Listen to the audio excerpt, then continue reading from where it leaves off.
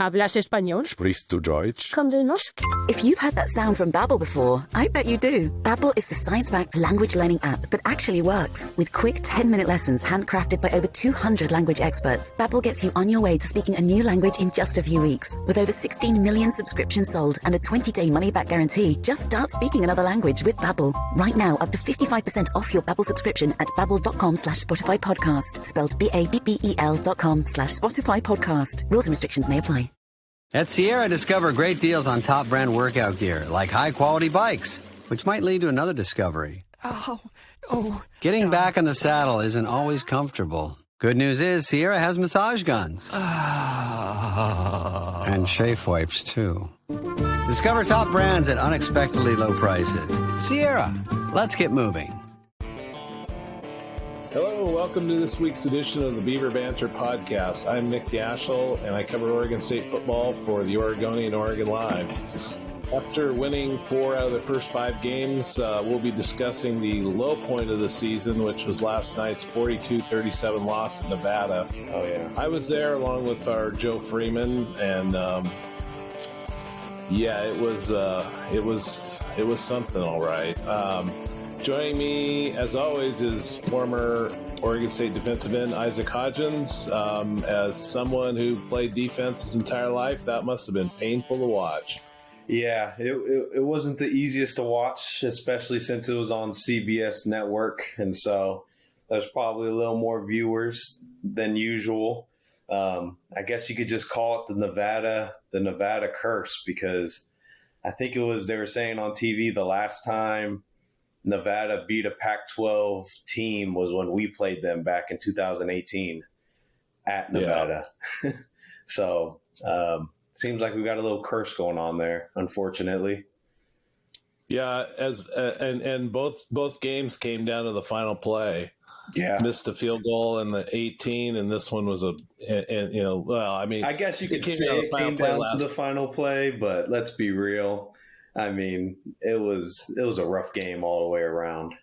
Oh, yeah, for sure. But, I was before the game, I was down on the field, and I started finding out about, certain guys weren't going to be playing, and I started adding up the numbers on defense. I went, wow, this is going to be a track meet. And yeah, I'm not sure Oregon State's equipped to play in a track meet, and they tried, but yeah. And I saw there was quite a few defensive linemen out, and then I started looking it up online, and we had 2 defensive tackles out, and then as the game went on, I saw Alfieri was playing defensive end, and then Jaden Robinson was still out, so I was like, this is not good. Well, in total, since camp, with the team they had in camp, there's 7 defensive linemen that did not play last night. Wow. And 5 of them are out for the season, and one of them's not even on the team anymore. But I mean, and those were probably the guys that some of those guys you would think were probably going to start or play some significant minutes. Yeah. So. It was. Poor Jacob Schuster and Smisi last night. They played. They played 47 snaps, which isn't a high number, but they played 47 out of the 55 snaps. They were on the field, virtually the entire game. Yeah. I had a few games like that myself back in 2018. I think when we played UCLA, I had like 70 snaps or something insane like that. Yeah. So I feel their pain. But yeah, I don't imagine it's tough in the first half, but you get the fourth quarter. It's even tougher when you lose and you can't stop the run. So right, and you're playing at altitude, and just everything starts adding up. And well, I thought I'd start with this topic. Personnel, as I mentioned, the seven guys being out, they're down to it's so desperate that they're playing Andy Alfieri on the defensive side. He played, he played 22 out of the 55. So he played about 40% of the snaps last night, which, it's a little desperate. But what I'm wondering is, obviously you guys as players and the coaching staff have to have that next man up mentality. And scheme matters to a point, but you've got to have the Jimmies and the Joes, or the X's and O's don't work, do they? Or I mean, yeah. What is the line? I guess what is the line for a team and a coach when you've got so many injuries that it's just an impossible task? Yet you really can't give in. Yeah, I think you have to. Obviously, you got to address that this week. Obviously Alfieri stepped up to the plate and was playing defensive end, but obviously it was pretty glaring. He hadn't been coached up too well on the scheme or what his role may have been, or obviously some of it is experience too, is if you get caught inside on some things. There was just some problems all around as a defense that it just seemed like very undisciplined football. It gave me a lot of, I hate to say it, but it gave me a lot of flashbacks back to 2018 where we're stunting and then there's 4 defensive linemen on the left side of the ball when there's supposed to be an even balance, like there's 2 people in one hole and, someone is rushing the quarterback. They just take inside leverage and they lose contain on the quarterback. And it was just not good. And then obviously it's being a consistent problem is no one's keeping leverage. There's no outside contain. And obviously we got a few touchdowns scored on us because there was no contain. And I think it's something you got to address as a staff. And, if you are going to play tight ends, they can play defensive ends. I mean, J.J. Watt was a tight end. You just got to be coached up on it. And I think it's unfair to anyone to just kind of get thrown in there like, all right, good luck, So I assume he practiced, during the week. They knew it was going to be an issue. 1 week of practice is kind of tough to learn, a new way of thinking. And, even going from defensive line to fullback, like it's a whole new language. It's a whole new set of thinking and ways of doing things. You gotta have to relearn and redo. So it's not an easy task, and it's definitely not something where you could just do a week of practice and be like, all right, go set the edge. You know what I mean? Yeah. Well, how does a coach, talk to the team about an issue like this where, you can't use injuries as excuses yet? I mean, if we're being real, that's the issue. I mean, it's not the entire issue, but it's a big part of the issue is that if they had, let's say Nick Norris and Hickel and some of these other guys in there, I feel like that this stuff wouldn't be happening to the degree it is right now. But how do you sell the team on that? Hey, you guys might not be ready, but I think you just continue to double down on your culture of the next man up mentality, like you already said. And you also have to hey guys, take care of yourselves. We're mid-season healthy. Get in the training room, work those trainers, make sure that they're, that's what we're paying them to do. So you got to be, as a player, living in that training room and taking care of your body. And then you got to be doing your best, obviously, if you are in that 2 deep or 3 deep, even at this point, you got to be ready to go. And you can't hamstring the team because you don't know your plays, you don't know what you're doing, and you're not ready to execute on something that needs to be done. So I think it's just doubling down on your culture as a coach. You obviously didn't play for Trent Bray as a head coach, but you did for Jonathan. What was kind of the thought process when the season started in terms of contact in practice? How much contact did you guys do in practice? Did it ease off quite a bit as the season wore on, or did you guys keep it up for quite a while? Yeah, I could only imagine that Coach Bray's having everything go down a lot just because you can't afford to be hitting, every single day and not be able to hey, let's give these guys a break. And so I already know, especially this deep into the season, it doesn't seem like it's that deep, but we talked about it before. When you have fall camp where you have more practices in fall camp than you do throughout the whole season. Like that beats up your body. So guys are already beat up by game one. And so you definitely have to bring down the contact, bring down the load off of players, shorten practices a bit, but you got to do it in a way where you're still getting work done, because obviously there's still a lot of work that needs to be done. Yeah. Physically, what are you seeing up front? Are guys physically hanging in there, or are some guys getting overwhelmed there too? Up front, I'm seeing that guys are handling it physically well. I just think mentally it's just not there, whether it's experience or it's just not knowing your plays or knowing the proper technique to get to where you need to go. I mean, I can't mention how many plays I saw defensively where two guys were in the same hole, and I know for a fact two guys are never supposed to be in the same place, right? Like if someone's right here and you're back behind them, if there's two helmets that are, of the same color in the same place, that's not a good place to be as a defender. And so I just saw that one too many times.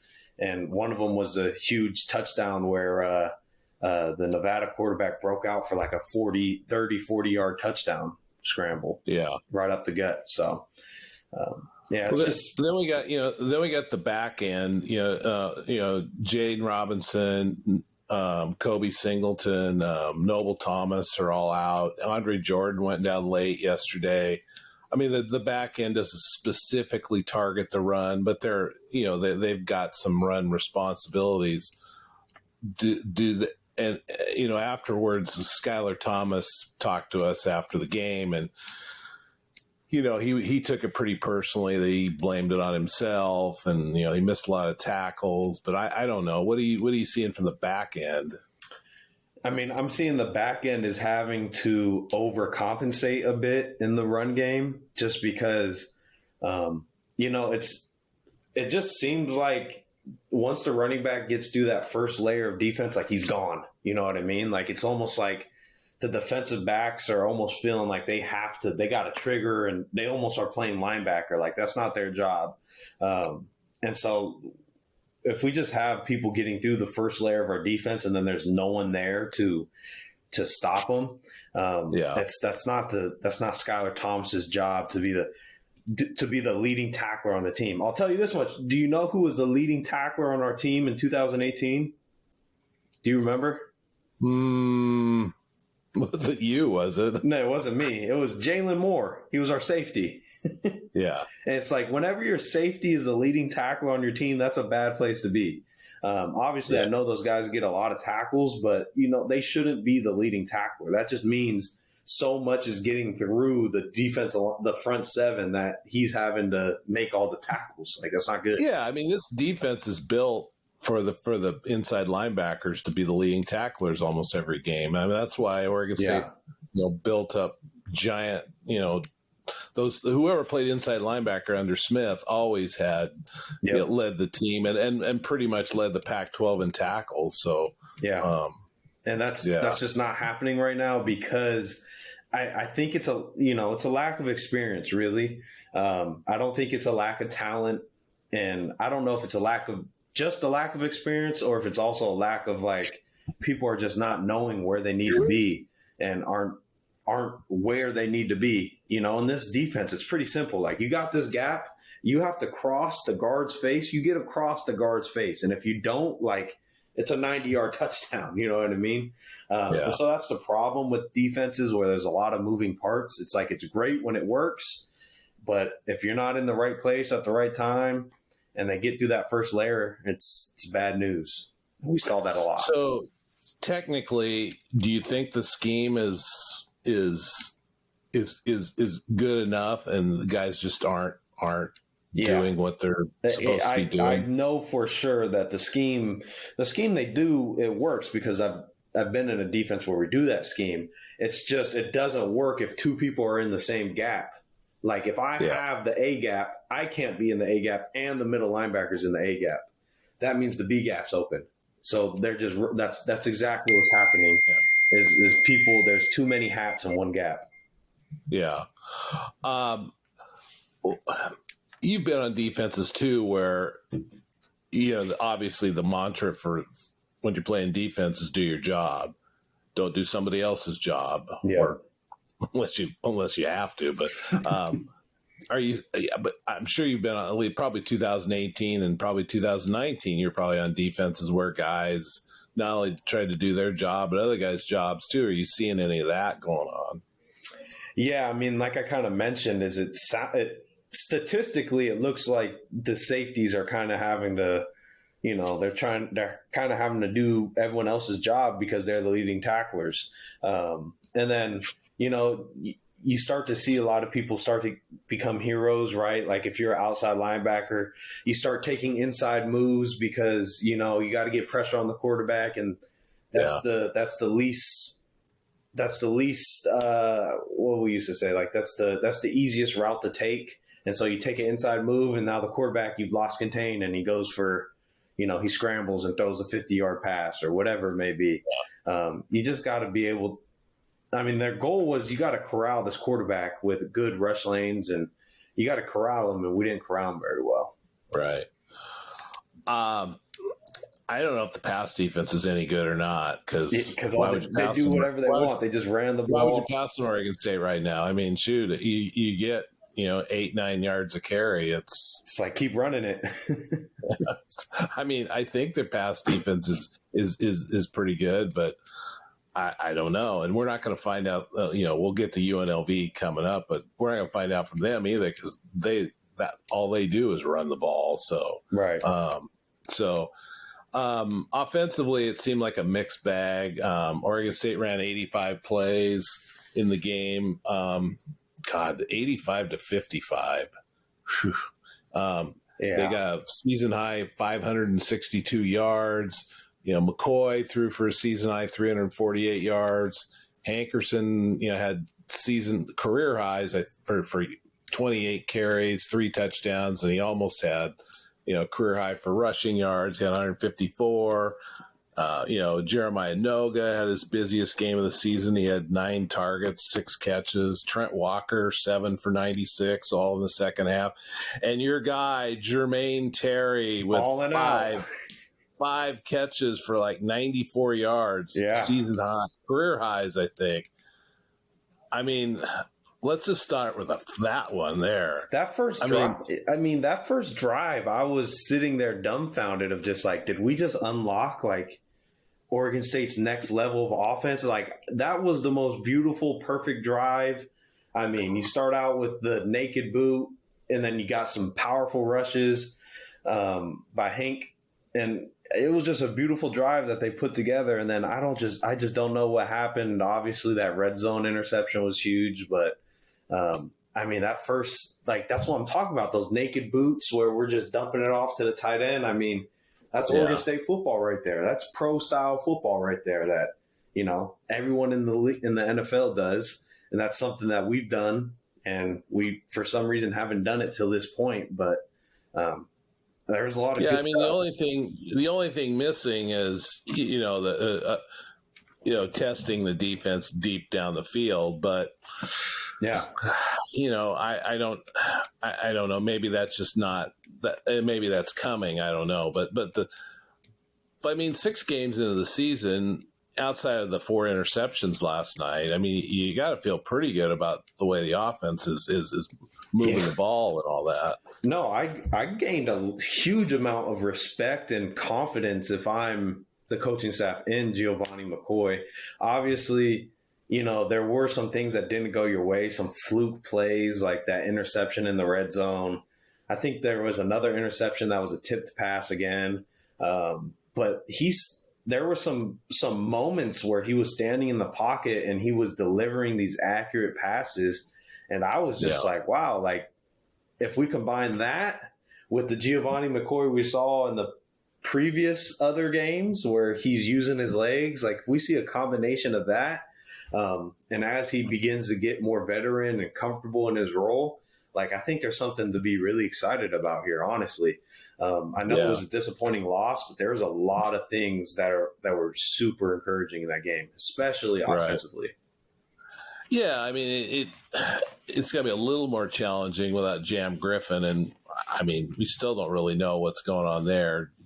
Trent just refuses to say anything about that situation. So I'm just going to guess it's not good, and probably not, we're not going to see him anytime soon, but the freshman kid, Saladin Allah, he got his first significant action last night, and he had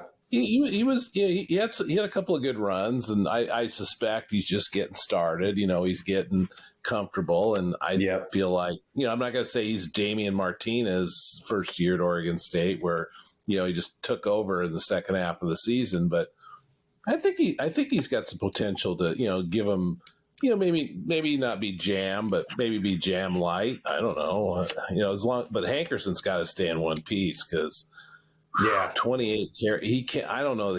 28 carries has got to be. That's got to be the top end. He can't. Yeah, that was impressive to see, especially at elevation. And he ran. That was one of the highlights I wrote down in my notes. Like, he was running hard. Like, I think his hard running is part of the reason why, obviously, we were still in that game. And so I think having that for Giovanni McCoy is a huge confidence boost for him. And I think he's a team player, but Saladin Allah, from what I could see, he just needs to get a little more comfortable. And once he's there, man, he's going to be off for the races, in my opinion. I'd like to see a little more. I'd like to see a little more Jake Reichel too. Yeah, come on now. Carry for 3 yards and the touchdown last night. Oh yeah. Seems like there might be a couple more heavy package situations for him at some point. But yeah, put a big D lineman back there or something. Have a heavy package. Come on now. Yeah. Now, you do love yourself a heavy package. Oh yeah. The 4 picks, 2 of them really weren't McCoy's fault. The one he threw to Caulfield in the end zone, that's when Caulfield should catch, and he kind of bobbled it, and then it turned into an interception, and then the one at the end of the game, I mean, that's just you're just throwing it up there and hoping somebody comes down with it. So that's. But the pick six. The pick six was a great defensive play. I mean, he still should have thrown it where he threw it, but it still took a great defensive play to make that happen. Yeah.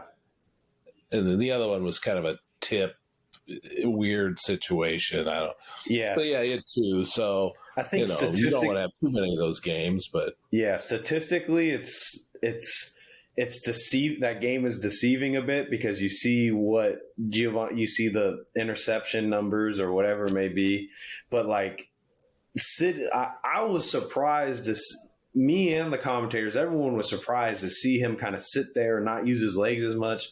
People thought maybe something was wrong with him. I don't know, but if they could somehow combine, these naked boots for him to get these easy dump off passes with the quarterback runs, the speed option. We didn't see any of that.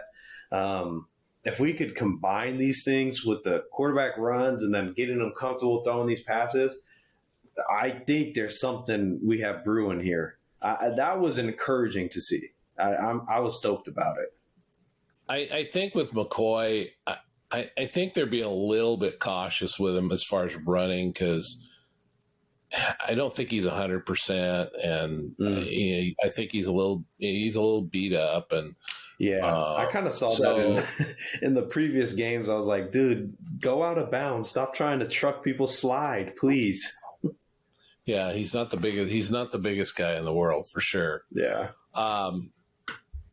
Now, now we talked about both sides. What do you do here these next several games? If there's little hope of stopping the run, what's the plan? Do you take chances with blitzes? Do you, there was one first half series, where Nico Taylor got a 6-yard tackle for loss on first down. Then the Beavers brought the house on third down, and then they forced a long field goal try that, Melvin Jordan made a great play on a fake. But, when they were successful on the one first down there, they were able to get Nevada off the field. But I don't know if they're going to take some chances on stuff, or if they can actually, rely on the guys on the field just to play the defense and you have to stop the run at all costs. you have to stop the run.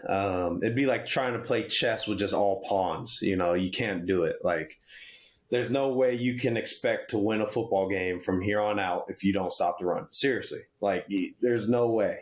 And so what game was it? It was the game before this one.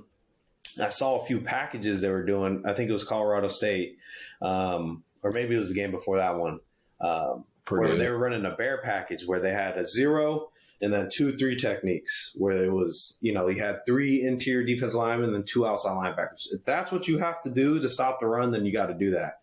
Obviously, that's hard to do when you're so light on defense line, but I don't care. Put whoever you have at defensive line in there and stop the run. But I don't know if it's whether you add that package and you make that your base package from here on out or what it is, but you've got to find a way to stop the run. I don't think the answer is crossing and blitzes and all those kind of things, just because we don't have the experience. And as we've seen, it hurts us more than helps us. People are getting caught out of their gaps, and that's hurting us a lot. So I think you just play some sound football. You get 5 dudes on the line of scrimmage, 2 to 3 dudes behind them, and you stop the run. Yeah, the only issue with that though is you got to find 5 dudes you can get on the field. Find them. I don't know. At one point, I think in 2019 we had Clay Cordasco playing goal line, defensive line at one point. You find the dude, you put him out there. Yeah. Well, I mean, Oregon State's been pretty much married to having 5 DBs on the field. I haven't really counted every play, but it's pretty much 5 DBs every with a nickel out there on most defensive plays. So that's potentially. I'm sure they're going to turn over every rock to figure out what they can do. Because I got the impression they were really embarrassed by that last. Trent was really embarrassed by that last. It is embarrassing because it's one of those things where it's like, if you get passed on a lot, it's like, okay, that's fine. It's almost like, it's almost like being a boxer. If you beat me in a basketball game, it's cool. It's like, all right, I can still beat you up in a fight. But if you beat me up in a fight, I'm not going to go up to you and be like, oh, but I can beat you in basketball. It's one of those things where it's like, if you just can't stop the run, it's like in football, it's almost like someone took your manhood. You know what I mean? Yeah. It's like, it's the worst feeling. Because someone just imposed their own will upon you and you could do nothing to stop it. So I don't know if they have some offensive lines sitting around who are just maybe itching to get on the field, who they could put at nose tackle or something and put them at a 0 technique and then put Jacob Schuster and Samisi Saluni at the 3 technique. I don't know. You got to find a way to stop the run, though. They need Jordan Whitley. Jordan Whitley, man. That is who you need. That dude was big. Or Elu Aiden. That's who you need. Yeah, who's it? Last year, who's the other guy that was really big? He's not on the team anymore, but he was there early last year. Thomas Seal? Yeah.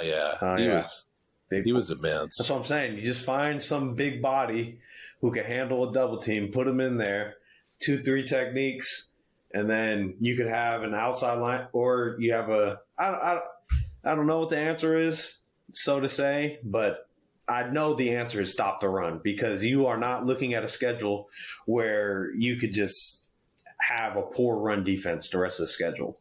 It's just not going to happen.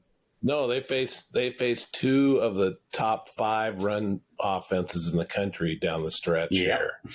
I mean, I may be looking in the record book to find out. Yeah.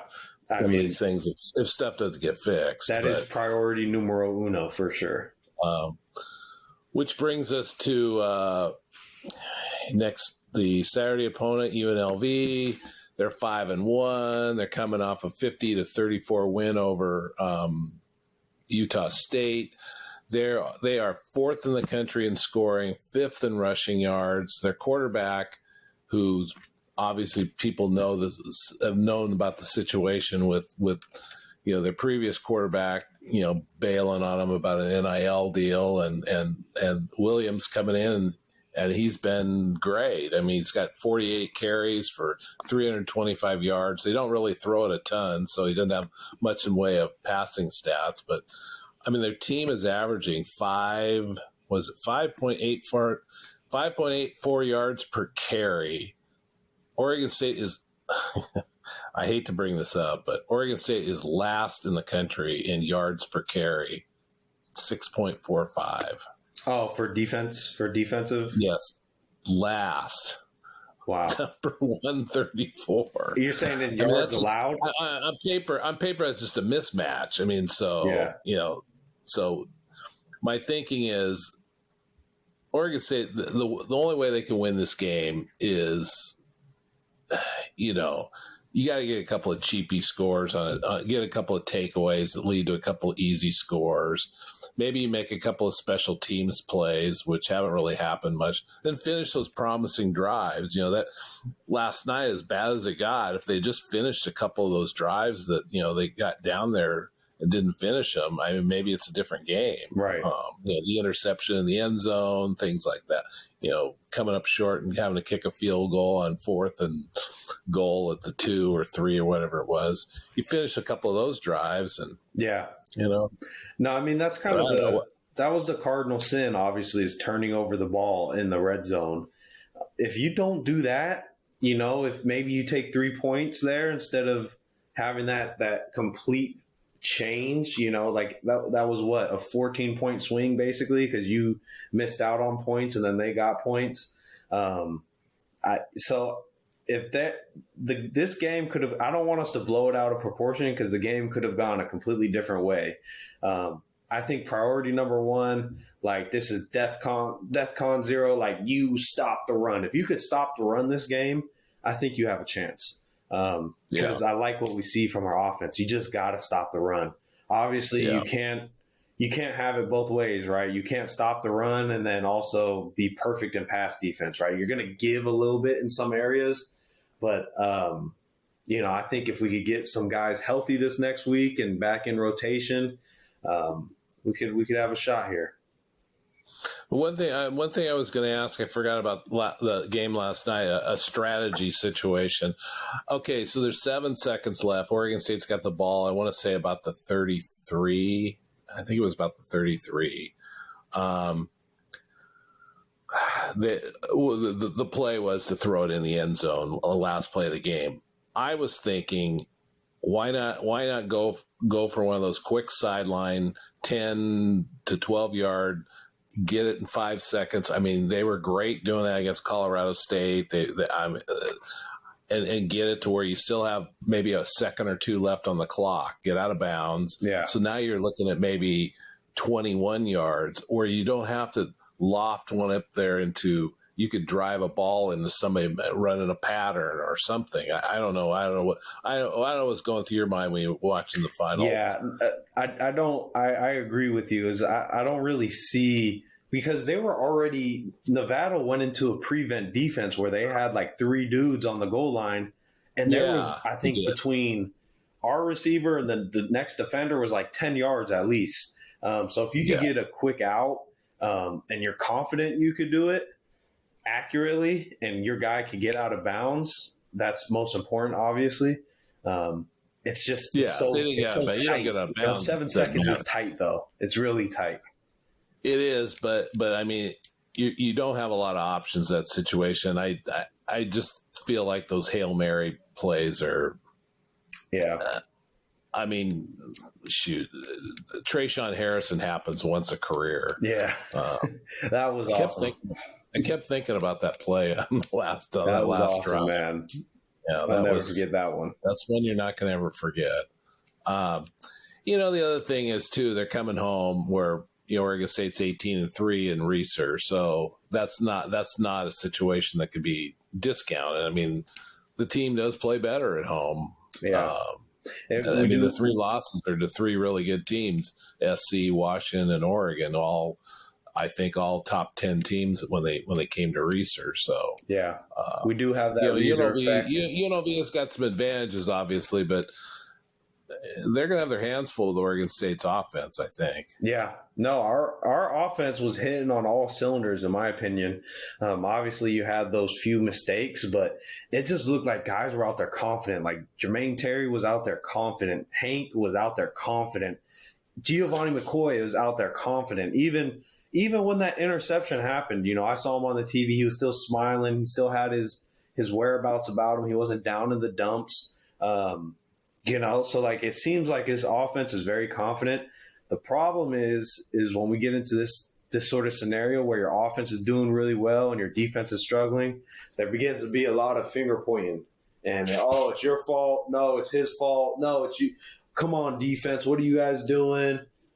At all costs, you have to stop that as a coach and as a captain on the team. There can be no finger pointing. We win as a team. We lose as a team. And so I'm confident that Joshua Gray will be a guy who can handle that and make sure that doesn't happen. But definitely be aware of that. Did that ever even hit of happening during your career at all? Oh yeah, 2018. It was like, come on, like at halftime, people would be yelling at each other on the field, on the sideline. Offense would be like, come on, defense, pick it up. What are you guys doing? Lots of in the off season, people were arguing like, you guys suck. Come on. There's a lot of chirping back and forth, not a lot of leadership. So I have seen it, and it's ugly and it's not good. And you cannot win with it. Obviously, I'm living proof you cannot win with a divided team. Was it a divided house cannot stand? You got to be unified. Yeah. So I asked listeners, readers, / whatever, they had any questions, and they had a few. One was actually there's several of them that had the same comment. They want to know, do you have any eligibility remaining? I know the answer. Me and my dad were just talking about that. He was like, "Man, maybe you should have taken a redshirt year or something and try to get back out there." But I don't think so. Other than like a medical, what's it called? A medical redshirt year. Yeah. No, I was done about 6 years. I was like, okay, I think I'm done. Yeah, there's not much market for a 225-pound defensive lineman anyway. Right. I know. If I go out there, I'll get crushed. You're not even big enough to play tight end anymore. Yeah, I'm not big enough to play linebacker, tight end, none of that. I have to go on a crazy seafood diet. Seafood, eat food. You're right where you want to be, watching the game, not playing it. Crack open a non-alcoholic beer right where I want to be, right there. maybe you'd like to still play. I don't know, but probably.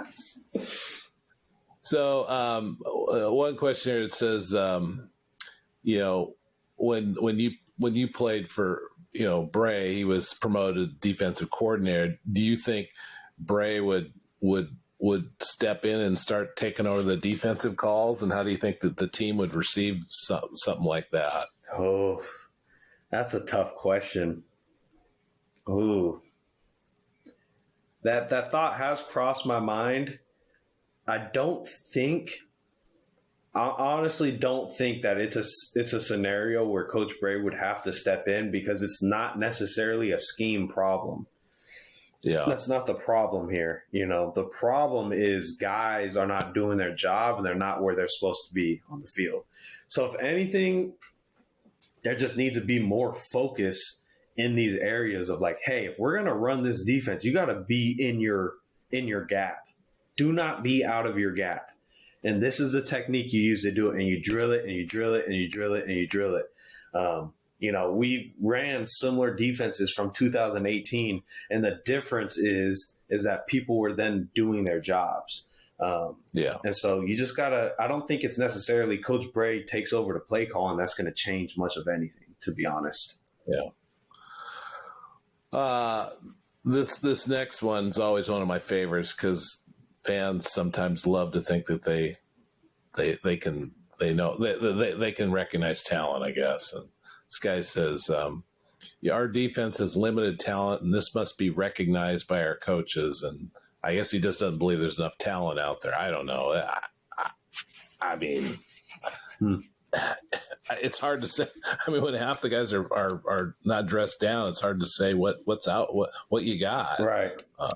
I mean, let's just go back to last year. I mean, you guys always felt like you had enough talent out there, didn't you? I mean, I'll be honest, it's never really in the game of football. It is the greatest sport because it's the greatest team sport, especially on defense. If there's one person who's out of there, there's one weakness in the chain, it's going to fall apart.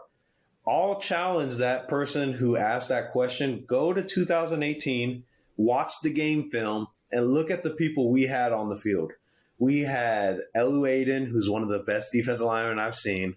Kalani Vakamaleo, Coach Lange says one of the best defensive linemen he's coached. We had Hamaka Rashid out there, NFL caliber player. We had multiple defensive backs who I think, Isaiah Dunn. He's currently in the NFL. I'm not sure where he's landed, but he's bouncing around place to place. We had so much talent on that. I'll be honest, 2018 was probably one of our most talented teams I played on. Like across the board, running back, quarterback, wide receiver, offensive line, defensive line, defensive backs, and we were that was the worst team I played on in my whole tenure at Oregon State. And so I don't think it's a question of talent. It's just people aren't doing their jobs. They're not experienced. It's the youngest. This is the youngest Oregon State team I've seen. How many returning starters were there on the front seven? Zero. Yeah, there were none. And that's one thing that just gets lost all the time is that people forget that Joe Golden, James Rawls, Drew Chatfield. You guys were all seniors, all had played 5 or 6 years. Yep. It was, I mean, Sione Lolohea. Yeah. It's just, you can't, this team just doesn't have the experience, but it also, it's also hurt by the injuries, but even if they're on the field, the experience would still be a challenge. So and like, for example, like there was just so many players on the field that I just watched where it just looked like everything was super fast for them. And that's what happens with lack of experience is everything looks super fast. Like imagine you go into a job, right? And you're there your first day. Everything looks like it's moving so fast. But when you've been there for a while, things start to slow down. You understand processes of okay, that's the way it looks, It gets to a point where you're able to slow the game down a bit, and they're just not at that level yet. Where they gotta get there though. We gotta get to that level. Okay. Well, I think that's probably going to do it for this week. We've chopped up a loss pretty good. So we'll see what happens next week. But that's going to do it for the podcast for this week. We'll be back next week to see how Oregon State's repaired its defense, discuss what happens with UNLV, and then probably take a quick look at a familiar opponent from years past in California. That's coming up the last game of October. So we'll see you next week. See ya. Go Beavs.